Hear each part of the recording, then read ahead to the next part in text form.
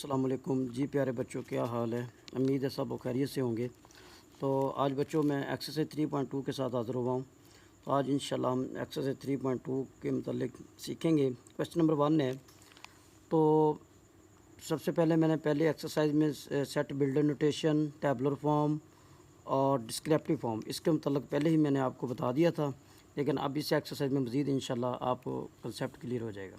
तो सबसे पहले कंसीडर द यूनिवर्सल सेट, यानी कि एक सेट दिया हुआ है कि एक्स यहाँ पे रेशियो की अलामत है, इसका मतलब भी सच दैट होता है, यानी x such that x is multiple of two and, यानी मल्टीपल ऑफ टू यानी टू का टेबल है, एंड लेस देन यानी ज़ीरो लेस देन एक्स और एक्स लेस देन इक्वल है 30 के। यानी इसमें कहता है कि ज़ीरो से बड़े और 30 भी शामिल और 30 से छोटे जो है ना वो मल्टीपल ऑफ टू हमने लिखने हैं। ठीक है, तो सबसे पहले और ए सेट भी दिया हुआ है और बी भी दिया हुआ है। ठीक है, इसके मुताबिक हमने क्वेश्चन को सॉल्व करना है। तो सबसे पहले देखें, कहते हैं पहला जो उसका पार्ट है, list all element of sets A and be in tabular form. Tabular form में हमने इसको लिखना है। पहला जो इसका पार्ट है उसको हमने टेबुलर फॉर्म में कैसे लिखना है।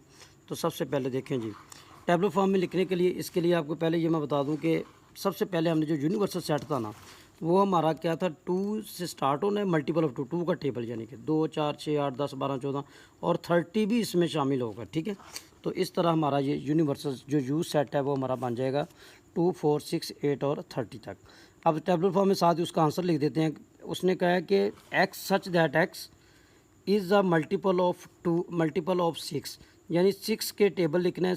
6 का जो टेबल है उसको मल्टीपल ऑफ 6 कहते हैं, और वो भी हमने कहाँ तक लिखना है, 30 से बराबर या 30 के कम हो, इस तरह आपने लिखना है।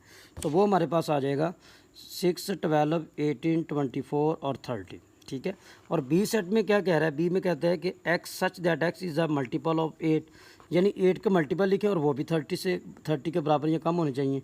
तो वो जब हम लिखेंगे तो वो भी हमारे पास आ जाएगा बी 8 16 और 24, यानी कि ए हमारा टेबुलर फॉर्म का मतलब ये होता है कि करली ब्रैकेट के अंदर कोमे की शक्ल में अगर हम जब लिखते हैं सेट को तो वो हमारा टेबुलर फॉर्म कहलाता है। अब देखें ए भी लिख दिया है और बी भी लिख दिया और साथ ही मैंने यू भी लिख दिया, क्योंकि यू लिखेंगे तो हमें टारगेट का पता चलेगा ना किस तरीके से हमने सवाल को सॉल्व करना है। तो यू भी मैंने टेबुलर फॉर्म में लिख दिया, हालांकि कहा तो उसने सिर्फ 2 था लेकिन तीनों कर दिए। अब आगे उसकी नेक्स्ट कंडीशन का मतलब जाते हैं। नेक्स्ट कंडीशन में क्या कह रहे हैं सवाल में, दूसरे पार्ट में कहता है कि इसका ए इंटरसेक्शन बी लें, और इंटरसेक्शन बहुत आसान है, आपने पहले 7 8 क्लास में भी सीखा है। इंटरसेक्शन क्या होता है कि दोनों सेट के अरकान में से जो मिलते जुलते अरकान होते हैं, कॉमन एलिमेंट्स होते हैं, वो अगर हम लिख दें तो वो हमारा कॉमन सेट होता है। ठीक है, तो ये हम करेंगे। तीसरा पार्ट कहता है ड्रा वेन डायग्राम, फिर उसकी वेन डायग्राम भी बनानी है। तो वेरी सिंपल है, तवज्जो और ध्यान से समझें, इंशाल्लाह आपको समझ आ जाएगी जी। सेकंड पार्ट में देखें, सबसे पहले ए इंटरसेक्शन बी है, ए के एलिमेंट लिखे इंटरसेक्शन बी, और सिंपल सी बात है, आप देखें इनमें सिर्फ 24 इधर है और 24 इधर, ये दोनों एलिमेंट ऐसे हैं जो दोनों में मौजूद हैं, कॉमन है, तो लिहाजा ये इसका क्या होगा, इंटरसेक्शन। थर्ड पार्ट जो है वो है जी Venn diagram. Yes, Venn diagram जो है इसमें एक बात का ख्याल रखना है कि यूनिवर्सल यानी रेक्टेंगल्स, एक तो रेक्टेंगल शेप में इसको ज़ाहिर करते हैं। ठीक है, दूसरा अब देखें जब रेक्टेंगल शेप में ज़ाहिर किया है तो पहले हमने क्या किया, ए सेट बनाया और बी सेट बनाया। अब इसमें दोनों में से जो कॉमन था वो था 24, ये जो कॉमन हिस्सा है उसमें 24 लिख दिया। अब ए सेट में 24 के अलावा जो बाकी एलिमेंट्स है वो ए साइड पे, और इसी तरह जो बी सेट था उसमें 24 के अलावा वो हमारे बी साइड में आ जाएंगे, और बाकी पीछे बच गया यूनिवर्सल सेट। यूनिवर्सल सेट में मैंने पहले भी आपको बताया कि वो 2 4 6 यानी शुरू से लेकर 30 तक थे, लेकिन यहाँ पे हमने यू में वो एलिमेंट लिखने हैं कि जो ए और बी में ऑलरेडी हम लिख चुके हैं, इनके अलावा जो बाकी अरकान बच गए हैं वो हमने यूनिवर्सल सेट में लिखना है, यानी कि यू में लिखने हैं। ठीक है, तो वेन डायग्राम बन गई। इसके बाद अब देखें, कहता है शो करें वेन डायग्राम पे। अब देखें 24 इसका आंसर है, सिंपल सी बात है, और जो कॉमन हिस्सा था वो हमारा ये है, आप देख सकते हैं 24 वाला, ये वाला शेडेड हिस्सा कर देंगे हम, यानी जो उसका आंसर होगा वही हिस्सा हमने शेडेड करना है, तो उसको हम क्या कहेंगे जी, वेन डायग्राम। तो इस तरह हमारा जो क्वेश्चन नंबर जो 1 है जी वो कंप्लीट हो गया। इसके बाद क्वेश्चन नंबर 2 बिल्कुल सेम इसी तरह मिलता जुलता, बात थोड़ी सी कंडीशंस हैं, यानी कि सेट दिया हुआ you x set that x is on integers and 0 less than और इक्वल एक्स के, और एक्स लेस देन इक्वल है जी 150 के, यानी 0 से बड़े और 150 से छोटे, यानी कि ज़ीरो से, देखें इंटीजर नंबर जो होता है इसमें सही अदाद होता है, यानी 0 +-1 +-2 +-3, लेकिन कंडीशन के मुताबिक कहता ये है कि ज़ीरो से बड़े होने चाहिए। अगर ज़ीरो से छोटे लिखें फिर तो वो नेगेटिव में चले जाएंगे, नेगेटिव उसने कहा ही नहीं, कहता ज़ीरो से बड़े लिखें और 150 से छोटे, ठीक है। तो इसका मतलब ये होगा फिर ज़ीरो से बड़े अगर हम लिखते हैं तो फिर तो नेचुरल नंबर बन जाएगा, नेचुरल नंबर हमारे पास आ जाएगा। तो इस तरह हमारा यू जो सेट है वो हमारा बन जाएगा 1 2 3 4 5 यानी कि 150 तक। और इसका भी पहला पार्ट क्या कहता है, list of element of sets G and H in tabular form, tabular form में लिखना है। तो सबसे पहले देखें क्वेश्चन के मुताबिक हमारे पास आ जाएगा जी। अब देखें सोल्यूशन में देखें टेबल फॉर्म में कैसे लिखना है, उसने हमें फार्मूला भी दे दिया था। कहता है कि जी X such that X 2m for, यानी ये फार्मूला दे दिया उसने 2m for integers m and 0 less than और इक्वल है m के और m लेस देन इक्वल है 12 के, यानी 2m फार्मूले के मुताबिक एलिमेंट्स और नंबर बनाएं जो 150 से कम या बराबर हों। तो अब सिंपल सी बात है 2n के मुताबिक फिर मैंने क्या किया, यानी फार्मूले के मुताबिक हम लिखेंगे कि 2 की पावर n है, तो यानी 2 की पावर 0, 2 की पावर 1, 2 की पावर 2 और 12 तक भी अगर हम लिखते हैं तो लेकिन वो बढ़ जाएगी। लेकिन हमने क्या करना है सिंपल, मैं आपको बताता हूँ, ये देखें 2 की पावर 1, 2 की पावर 2, 2 की पावर 3, 2 की पावर 4 और 2 की पावर 5 और 2 की पावर 6 और 2 की पावर 7 और आगे आना है 2 की पावर 8, लेकिन वो करेंगे तो 256 हो जाएगा हमारे पास। लिहाजा हमने सिर्फ यहाँ तक करना है क्योंकि हमें 150 से कम चाहिए। अब देखें जब टेबुलर फॉर्म में लिखेंगे 1, जब इसको सॉल्व करेंगे 2 की पावर 0 1 होता है, 2 आ गया 4 8 और आगे 16 32 64 128। अब 2 की पावर 8 जब करूँगा तो वो 256 होता है क्योंकि ये 150 से बढ़ जाएगा, लिहाजा हमने कहाँ तक करना है 7 तक। ये हमारे पास जी जो है टेबुलर फॉर्म में इसका आंसर आ गया। एच में अब उसने ये क्या दिया, उसने कंडीशन दिया, कहता है कि स्केयर होना चाहिए, मुरब्बा होना चाहिए। अब ज़ाहिर है मुरब्बा जो है हम 0 से तो शुरू नहीं ना कर सकते, 1 से स्टार्ट करेंगे। तो जब 1 से हम स्टार्ट करेंगे तो 1 का स्केयर, 2 का स्केयर, 3 का स्केयर, ऐसे मतलब up to so on carry, इसी तरह हम करते जाएंगे। लेकिन कंडीशन के मुताबिक कहता है इंक्लूड वैल्यूज़ लेस देन और इक्वल 150 के होना चाहिए, ठीक है। अब देखें 1 का स्केयर 1 ही है, 2 का स्केयर 4 आ गया, 3 का स्केयर 9 और इसी तरह 4 का स्केयर 25 और आगे इस तरह 5 का 25, 6 का 36, 7 का 49, इस तरह बढ़ती जाएगी। और 12 का जो हमारे पास आ जाएगा 11 की पावर जो है 12 121 और इसी तरह 12 की पावर 2 जो है 144 आ जाएगा, ठीक है। आगे जब हम करेंगे तो फिर 169 आ जाएगा जो कि बढ़ जाएगा, लेकिन सिर्फ हमने यहाँ तक इसको करना है। यहाँ पर इसको मैं आसान लफ्ज़ों में लिख देता हूँ, चले आसानी के लिए। 1 का स्केयर, 2 का स्केयर, 3 का स्केयर, 4 का, इसी तरह 5, 6 का स्केयर, 7 का स्केयर, 8 का स्केयर, 9 10 और 11, इसके बाद 12, ठीक है। इस तरह आप लिख लें तो ज़्यादा बेहतर है, इसकी निस्बत सिंपल हो गया। अब इसको हमने जब सॉल्व करेंगे तो एच हमारा टेबुलर फॉर्म में ये हमारा सेट बन जाएगा, यानी जी भी बन चुका है और एच भी बन चुका है। अब इसके मुताबिक हमने यूनियन मालूम करना है। यूनियन बेटा याद रख लें 7 8 में भी आपने किया, दोबारा फिर मैं आपको बता देता हूँ। जो यूनियन होता है, यूनियन में एक चीज़ का ख्याल रखना है कि हमेशा दोनों सेट के अरकान को इकट्ठा करके तरतीब के साथ लिखा जाता है, उसको यूनियन कहते हैं। वेरी सिंपल, हम देखो दोनों सेटों के अरकान को इकट्ठा करके तरतीब से लिख दें तो वो हमारा यूनियन होगा। जब हम इसका इंटरसेक्शन लेंगे, वो मैंने आपको इंटरसेक्शन पहले ही बताया है कि वो जो दोनों सेटों के अरकान में मिलता जुलता जो कॉमन होता है वो हमारा इंटरसेक्शन होगा जी, ठीक है। तो अब इसी तरह ये देखें जी इंटरसेक्शन एच, जब इसका इंटरसेक्शन लेंगे तो वो देख सकते हैं कि आप इंटरसेक्शन में भी यही होगा कि दोनों के एलिमेंट के अरकान लिख दिए, बाद में उसमें जो कॉमन मिलता जो था वो आना था 1 4 16 और 64, ये हमारा आंसर आ गया। अब इसके बाद है जी क्वेश्चन नंबर 3। तो क्वेश्चन नंबर 3 में देखें वो भी इसी तरह का है तकरीबन। Consider the sets P the of x such that x is the prime number and 0 less than x के और एक्स लेस देन इक्वल 20 के, यानी सिंपल सी बात है कि 0 से बड़े और 20 से छोटे। जो प्राइम नंबर तो हमेशा 2 से स्टार्ट होता है, तो ये सिंपल हमारे पास ये देखें कि पी जो है हमारा 2 3 5 7 11 13 17 और 19 भी इसमें शामिल है, ये हमारा पी आ गया। और क्यू में उसने कहा कि x such that x is the divisor of 2 10 and 0 less than और इक्वल है जी 20 के, यानी डिवाइज़र लिखने हमने 210 के जो है ना जिसके ऊपर तकसीम होता है वो हमने एलिमेंट लिखने हैं। तो वो हम देखें जब इसकी मैं फैक्टराइजेशन करता हूँ तो फॉर एग्जांपल ये हमारे पास देखें 2 10 20 और 2 5 10, फिर इसी तरह ये 2 अब 3 पे जाएगा, 3 3 9 और 3 5 15। अब देखें 3 पे नहीं जाएगा, 5 पे जाएगा, 5 7 35, 7 1 7, ठीक है। अब कुछ फैक्टर तो हमें इस तरह मिल जाएंगे, लेकिन कुछ हमने डिवाइड करके अलग अलग चेक करना होता है। अब देखिए 1 भी है, 2 भी है, 3 भी है, ये तो हमें इधर से मिल गया, 5 भी मिल गया, समझ लें 7 भी मिल गया, ठीक है। 6 पे डिवाइड करें तो 2 10 6 पे भी डिवाइड होता है, 10 पे करें तो 10 पे भी होता है, 14 पे भी होता है, 15 पे भी होता है। आगे हम जाएँ तो ये इस तरह 21 पे भी होता है, लेकिन शर्त ये है कि 20 उसने पहली जो कंडीशन हमें प्राइम वाली दी है वो हमारे पास 20 वाली है, लिहाजा 20 से ऊपर नहीं हम जा सकते, यहाँ 20 शामिल कर सकते हैं या 20 से कम।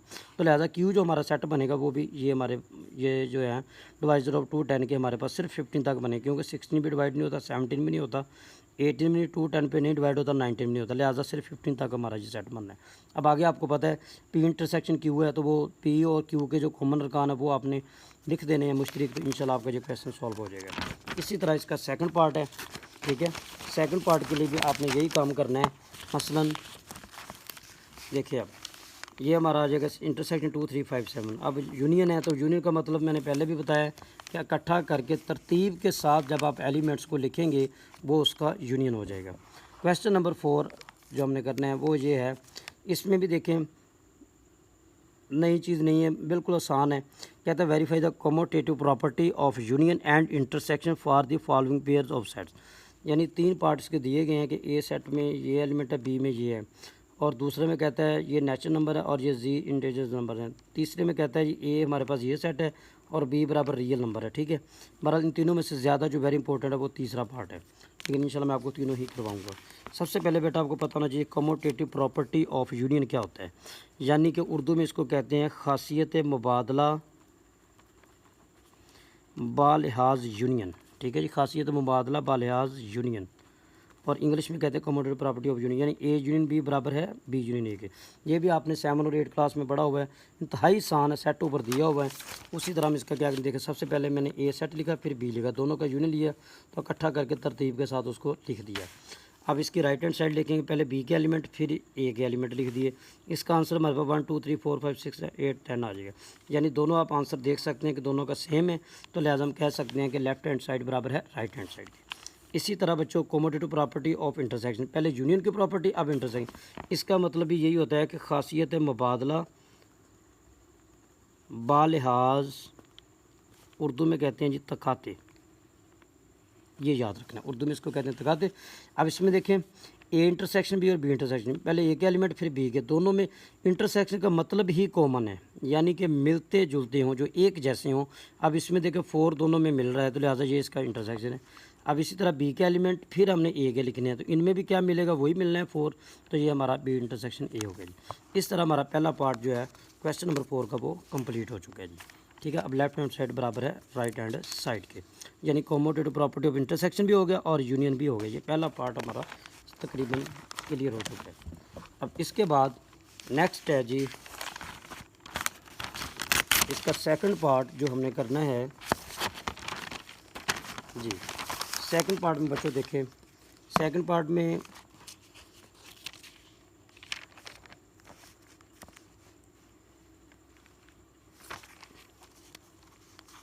जी कहते हैं जी एन और जी। एन मतलब नेचुरल नंबर 1 से स्टार्ट हो रहे हैं, जी मतलब इंटीजर्स नंबर है 0 +- 1 +- 2 और आगे स्टार्ट। इसका भी सेम उसी तरह कमोटेटिव प्रॉपर्टी मतलब आपको मैंने पहले भी बता दिया है कि खासियत मुबादला बालिहाज यूनियन, यानी एन यूनियन जी और जी यूनियन एन। जब इसका भी यूनियन लेंगे, यहाँ पे थोड़ा सा टेक्निकल है क्योंकि इधर इंटीजर्स नंबर आ गए हैं, ठीक है। तो इसके लिए हमने क्या करना है, तो सबसे पहले देखें, ठीक है जी, इंटीजर नंबर में हमने क्या करना है जी कि इंटीजर नंबर में क्योंकि ज़ाहिर है 0 +- 1 भी आ रहा है, ठीक है। तो इसके मुताबिक देखें, अब ये तो नेचुरल नंबर है और यहाँ पे पॉजिटिव भी और नेगेटिव भी है। यूनियन का मतलब क्या होता है कि दोनों सेट के अरकान को इकट्ठा करके लिखना। अब इस तरह हम कह सकते हैं कि ये जो इंटीजर्स नंबर सारे ही आ जाएंगे क्योंकि इसमें नेचुरल भी शामिल है, तो लिहाजा इसका आंसर ये आ गया। राइट हैंड साइड के लिए पहले जी एलिमेंट यानी इंटीजर्स के लिखेंगे, फिर नेचुरल नंबर के। इसमें भी यूनियन करना है तो फिर ज़ाहिर है ये जी सारा ही आ जाएगा, +- 1 +- 2, क्योंकि इसमें नेचुरल नंबर भी शामिल है। इस तरह लेफ्ट हैंड साइड बराबर है राइट हैंड साइड के। अब इसके बाद एन इंटरसे, अब देखें कमोटेटिव प्रॉपर्टी इंटरसेक्शन, वही चीज़ खासी मुबादला बालिहाज तकाते, ठीक है। तो इसमें बच्चों हमने क्या करना है, तो इसी तरह एन इंटरसेक्शन जी है, पहले एन के एलिमेंट लिखें फिर हमने जी के लिखें। अब यहाँ पे टेक्निकल बात है कि ये नेचुरल नंबर है और ये पॉजिटिव भी है और नेगेटिव भी है, लेकिन हमने लेना है इंटरसेक्ट। इंटरसेक्ट का मतलब भी ये होता है कि दोनों में जो मिलते जुलते हैं। अब देखें नेचुरल नंबर में नेगेटिव नहीं होता और इंटीजर नंबर में नेगेटिव भी होता है, लिहाजा हमने पॉजिटिव इधर है, पॉजिटिव इधर है और ज़ीरो नहीं आएगा। तो ये इस तरह हमारा नेचुरल नंबर 1 2 3 4 5 ये हमारा आंसर होगा इसका इंटरसेक्ट। अब इसी तरह ये तो थी हमारी लेफ्ट हैंड साइड। अब राइट हैंड साइड जो है वो इस तरह होगी कि z इंटरसेक्शन n, पहले z के एलिमेंट लिख दिए फिर n के एलिमेंट लिख दिए। अब इनका इंटरसेक्ट लेंगे तो जाहिर है फिर इसमें भी क्या होना, कॉमन लेना। तो वो 1 2 3 है, इधर प्लस माइनस है तो हमने प्लस वाले लेने, यानी इसका आंसर क्या होगा, फिर नेचुरल नंबर ही इसका आंसर होगा। ठीक है जी। तो इस तरह हमारे पास ये आ जाएगा जी इसका नेचुरल नंबर जो हमारा इसका आंसर होगा जी। ठीक है, तो ये इसका सेकंड पार्ट जो है वो भी तकरीबन सॉल्व हो गया जी।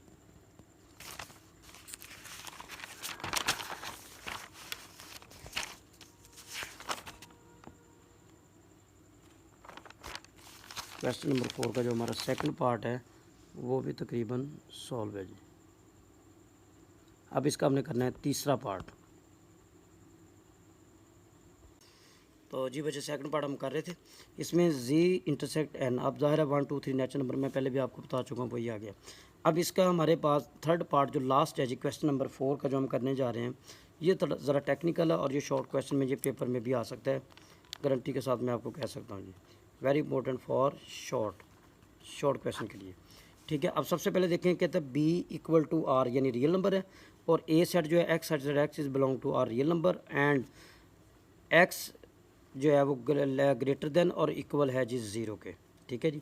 इसमें जो कह रहा है कि जो रियल नंबर हैं वो हमारे पास जो है ना ज़ीरो से बड़े हैं, यानी कि ज़ीरो से बड़े मतलब पॉजिटिव नंबर है सिर्फ, यानी ए सेट में हमारे पास सिर्फ पॉजिटिव नंबर है। यहाँ पे कंसेप्ट आपका क्लियर कर दूँ, और जो रियल नंबर है इसमें पॉजिटिव भी हैं और नेगेटिव भी हैं, इस बात का ख्याल रखना है। आर में पॉजिटिव भी है और नेगेटिव मार्क नंबर भी हैं, और जो ए सेट है उसमें सिर्फ पॉजिटिव नंबर है, बस ये कंडीशन आपने याद रखनी। अब इसके मुताबिक देखें, सबसे पहले वही कॉमोटेटिव प्रॉपर्टी आ गई, ए यूनियन बी बराबर है बी यूनियन ए के। तो लेफ्ट हैंड साइड पहले ए के एलिमेंट फिर यू और बी के मतलब इक्वल हमने आर उसका रियल नंबर लिख लिया। अब देखिए वही बात मैंने आपको समझाई है बेटा कि इसमें आर जो है वो पॉजिटिव भी है, इसमें आर सिर्फ पॉजिटिव, क्योंकि x greater than equal zero का है उसने, इसका मतलब हुआ ये पॉजिटिव है इसमें। और जो आर ये वाला है इसमें पॉजिटिव भी हैं, दोबारा मैं बता देता हूँ, और नेगेटिव भी हैं। ठीक है, दोनों एलिमेंट है इसमें, लेकिन हमें यूनियन का मतलब क्या होता है, दोनों के इकट्ठे करके लिखना। तो इसका मतलब है रियल में दोनों आ रहे हैं, पॉजिटिव भी और नेगेटिव भी। तो इसका आंसर फिर क्या होगा, A union B equal to R. इसी तरह right hand side B union है, पहले बी के एलिमेंट फिर यूनियन ए के लिख दिए, और यहाँ पे भी आंसर वही आना है। ज़ाहिर रियल में पॉजिटिव भी हैं और नेगेटिव भी हैं, और इसमें जो ए है इसमें जस्ट पॉजिटिव है, तो लिहाजा B union A equal to R. Left hand side बराबर है राइट हैंड साइड की। अब इसकी सेकंड जो प्रॉपर्टी है, commutative property with respect to intersect, यानी खासियत मुबादला बालिहाज तकाते, ये भी हम उर्दू में भी इसको कह सकते हैं। ठीक है जी, बालिहाज तकाते। ठीक है, याद रखना आपने। ठीक है बच्चों, अब इसके मुताबिक ए इंटरसेक्शन भी इक्वल टू बी इंटरसेक्ट, ये थोड़ी सी टेक्निकल है। पहले ए के एलिमेंट लिख लिए, इंटरसेक्ट ये बी हमारा जो रियल नंबर आ गया। अब वही चीज़ मैं दोबारा एक दफ़ा क्लियर कर दूँ, यहाँ पे आर में जस्ट पॉजिटिव नंबर है, और आर जो है इसमें पॉजिटिव भी हैं और नेगेटिव भी हैं। ठीक है, अब देखिए इंटरसेक्ट का मतलब जो दोनों में कॉमन हो, इसका मतलब है पॉजिटिव इधर भी है और पॉजिटिव इधर भी है। तो ये आंसर हमारे पास फिर क्या होगा, ये वाला जो सेट हमारा वैसे का वैसे आ जाएगा, क्योंकि इसमें पॉजिटिव नंबर है उसमें नेगेटिव है, लिहाजा ये वाला जो सेट हमारा सारा वो क्या होगा, ए इंटरसेक्ट बी होगा। इसी तरह अब हम राइट हैंड साइड करेंगे जी, उसमें भी तकरीबन वही चीज़ें आ रही है कि राइट हैंड साइड में भी देखिए कहते हैं बी इंटरसेक्ट ए। जब बी इंटरसेक्ट ए करेंगे तो हमारे पास पहले बी के एलिमेंट जो है वो हमने लिखना है जी आर, और इसी तरह जो ए है वो हमारा सेट वैसे आ जाएगा। ठीक है, तो अब इसके मुताबिक आप देख सकते हैं जी कि इधर भी पॉजिटिव और नेगेटिव है और इधर पॉजिटिव है, तो ज़ाहिर इंटरसेक्ट लेंगे तो फिर पॉजिटिव ही आएगा ना। तो ये हमारा सेट वैसे का वैसे आ जाएगा सारा, x such that x is belong to R and x greater than equal है ज़ीरो के, यानी ज़ीरो से बड़े जो है पॉजिटिव है सारे। तो लिहाजा लेफ्ट हैंड साइड बराबर है राइट हैंड साइड के। ये हमारा जी क्वेश्चन नंबर जो 4 है जी वो भी कंप्लीट हो चुका है। तो उम्मीद है कि सबको समझ आ गई होगी। ये 4 क्वेश्चन मैंने मुकम्मल कर दिए हैं, तो बेटा इसको आपने अच्छे तरीके से प्रैक्टिस करनी है। तो इंशाल्लाह उम्मीद है मुझे आपको समझ आ गई होगी। इसकी प्रैक्टिस करेंगे तो ये आपको सवाल आएंगे, अदरवाइज़ आपको क्वेश्चन ये नहीं आ सकते। बार बार इसकी प्रैक्टिस करें, तो बाकी प्रैक्टिस के बगैर कुछ भी नहीं है, क्योंकि मैथ नाम ही एक प्रैक्टिस का है। तो बच्चों दुआओं में याद रखना है। अल्लाह ताला आपका और मेरा हामी नासिर हो। नेक्स्ट लेक्चर के लिए दोबारा हाज़िर होंगे। अल्लाह हाफिज़।